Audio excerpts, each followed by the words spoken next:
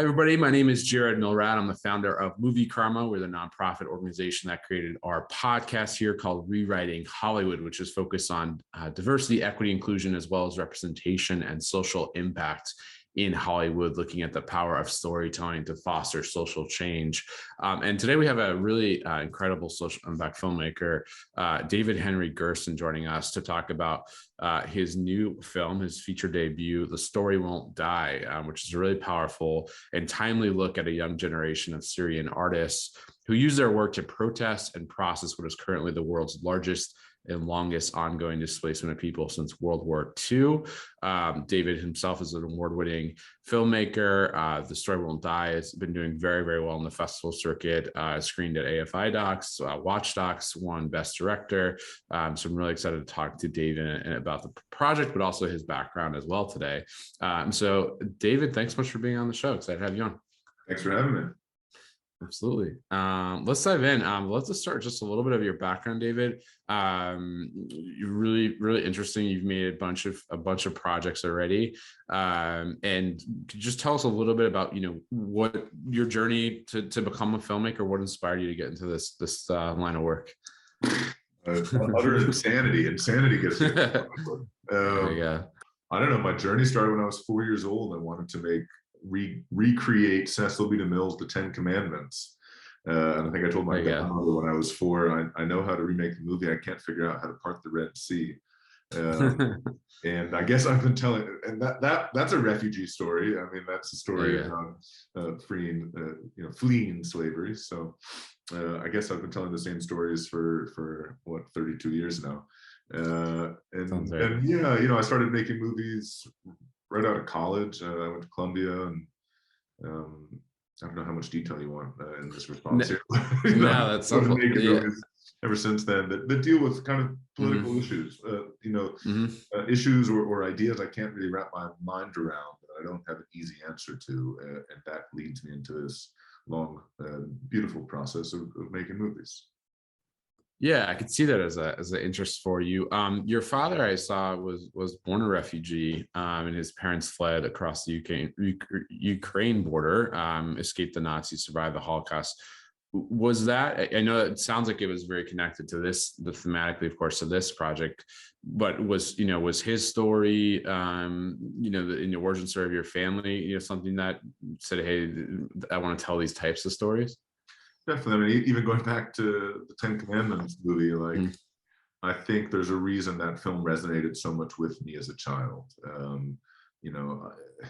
don't know how much at 4 years old, I knew how much our family had endured during World War II and labor camps. But certainly the theme of, speaking against injustice and doing what you can to give voice to your experience in the face of injustice is something that's always been interesting to me. My grandparents were born on the border of Ukraine. There's a town called Zamość, Poland, that we're from on my father's side. Their parents were from Lvov in Poland, or Lviv, and sort of went back and forth for generations across that border, as is happening awfully today again. And I guess just stories of fleeing and running for your life and surviving survival. How do you deal with your family after you've run for your life? These are the kinds of stories we grew up with in my family, and that were so important that when I saw and really processed that the Syrian conflict, war, atrocities were the worst since World War II, I think something just really went off in me saying, you've got to pay attention to this. And that's really what brought me into this project.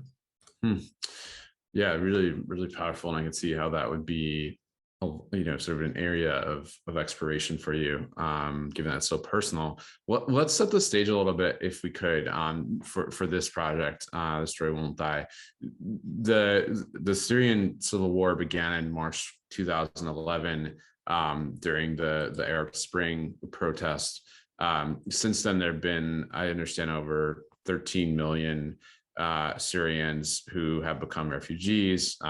Over 500,000 Syrians have died during the conflict under Bashar al-Assad's suppression and violence. It's been really a decade-long civil war. And that Syrians make up the largest portion of the estimated 84 million global refugees, which I'm sure has gone up now in the wake of Ukraine. Could you just tell us a little bit more about like what interests you in this specific topic, and other than what you shared already, and why do you think that the refugee crisis specifically in Syria is like particularly important, or something that maybe a lot of folks don't know much about or just aren't paying close attention to anymore? Yeah, I mean, one is just the numbers that you pointed out of it being the largest, although that is kind of changing right now, right? Ukraine. But for me, the fact that this guy is still in power is something to pay attention to, Right. And that's a unique aspect of this story.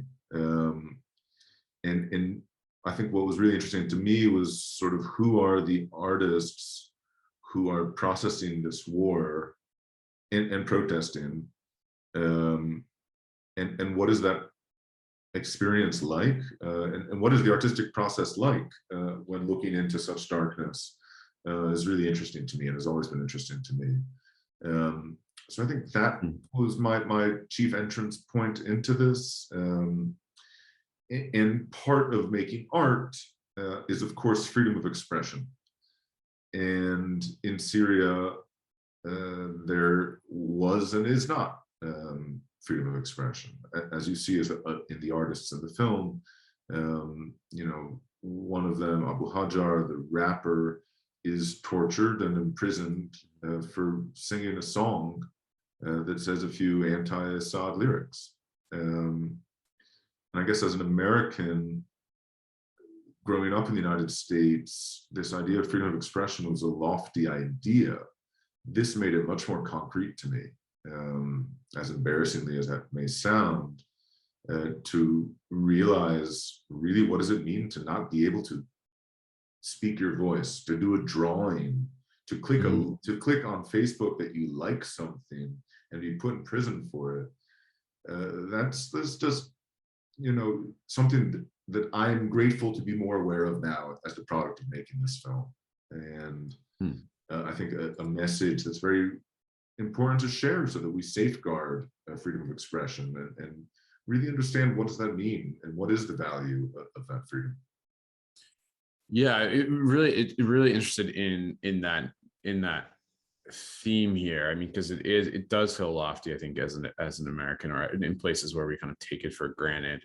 And we see stories like you pointed out in this film from Syria. We see it from Iran. We see it in other parts of the world where folks are oppressed in that way, particularly artists. So I wanted to dive a little bit into that point. Like you mentioned it here a little bit in terms of why you chose artists as kind of a place to sort of explore this issue of freedom of expression. But if you could talk a little more, David, about like what why do you think artists are kind of an interesting lens or a useful lens in terms of exploring the issue of a refugee crisis, and what role do you think artists play in kind of helping to tell the story of refugees and who refugees are?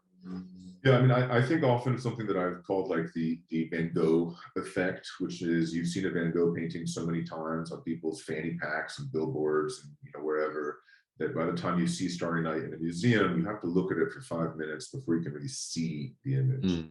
And I feel the same is true in making a Holocaust film or a Syria film or any sort of story that an audience may feel they have seen before.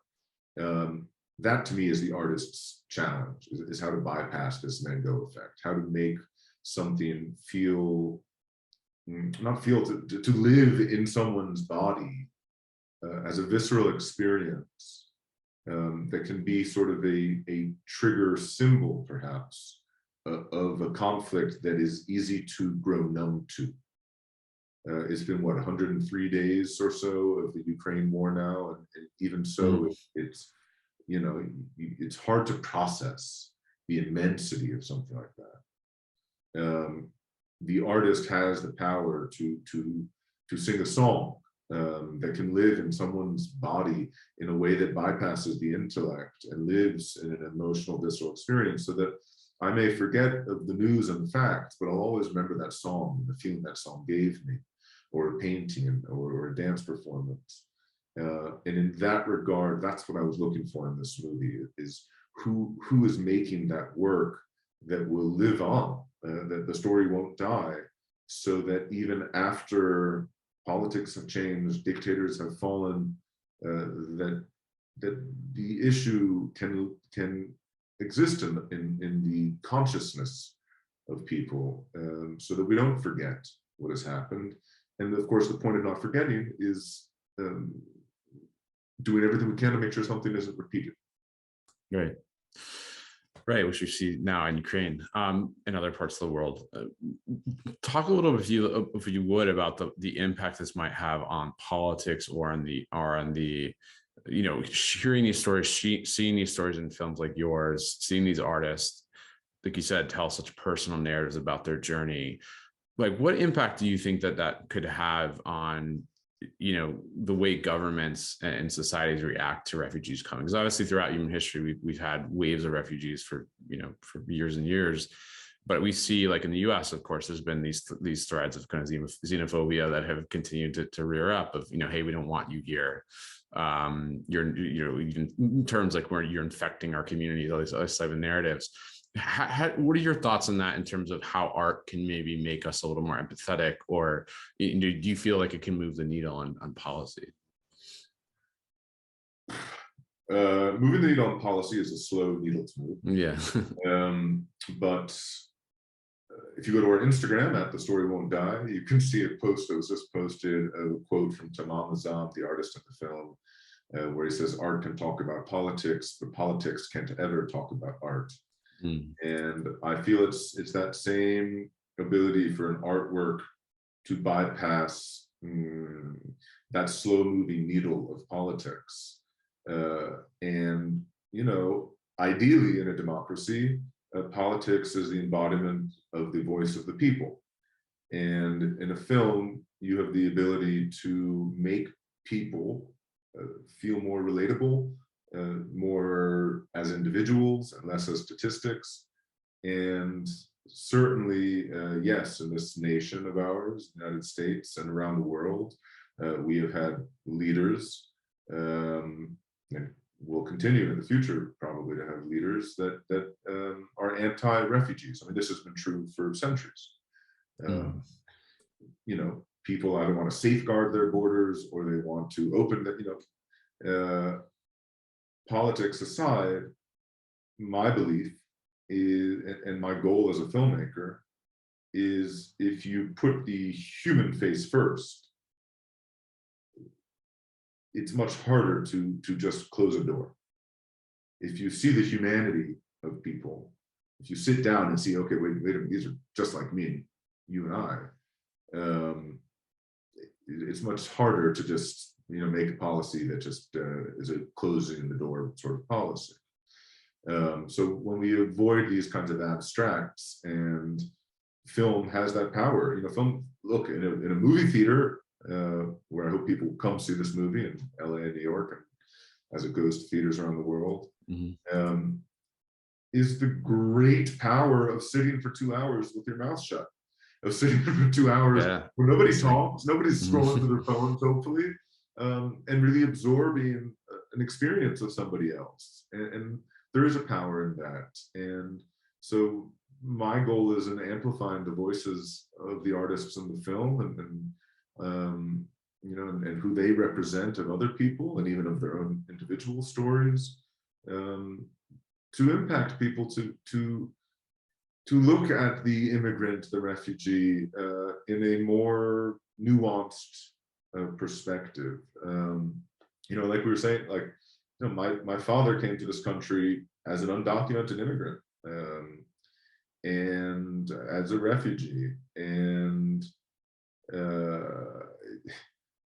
and he was even a neoconservative, and so it's tricky in regards to politics, But I do feel, for me personally, this film that I started making in 2018 under a previous administration was very much in response to the sort of rhetoric and fear and xenophobia, to try to both understand who was my father and who are these new friends and collaborators that I now have. Yeah, that's powerful. I mean, and the last question would just be around that. I mean, I was going to ask you kind of what impact you hope this film will have. You've addressed some of that, but I'm curious, like, do you feel that, Hollywood's having a lot of conversations, of course, about diversity, equity, inclusion, and something in representation we try to foster as well. Like, do you feel that, are you optimistic in terms of where we're heading kind of as a society, and the power of hopefully telling and seeing more of these types of stories, and kind of trying to break through some of the siloing that we've seen of technology and the internet and so forth, where folks, we hoped with more information we would build more empathy. Like, are you optimistic on that point, or where do you land? Absolutely. I mean, there's really beautiful things that are happening now as far as equity and inclusion, and as far as just diversity of people we're seeing on the screen. Just look at Marvel. I think we are about to have the first, Muslim Marvel superhero.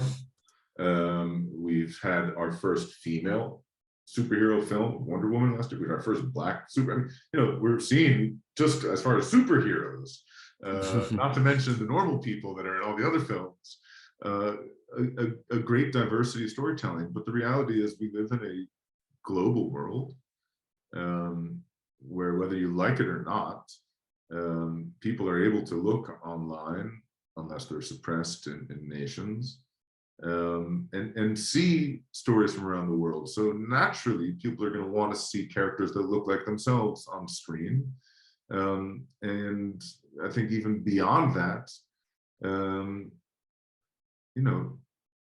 we have a responsibility in Hollywood to showcase the full spectrum of thought, of ideas, of people, and that's how we grow, and that's how we connect as a society in a more fruitful and honest way. So yeah, I mean, that's a very big and broad statement, but I feel very hopeful, and I feel also honored that someone like myself is able to tell this story, and be able to stand together with the people in this film to build this film in collaboration is a great honor.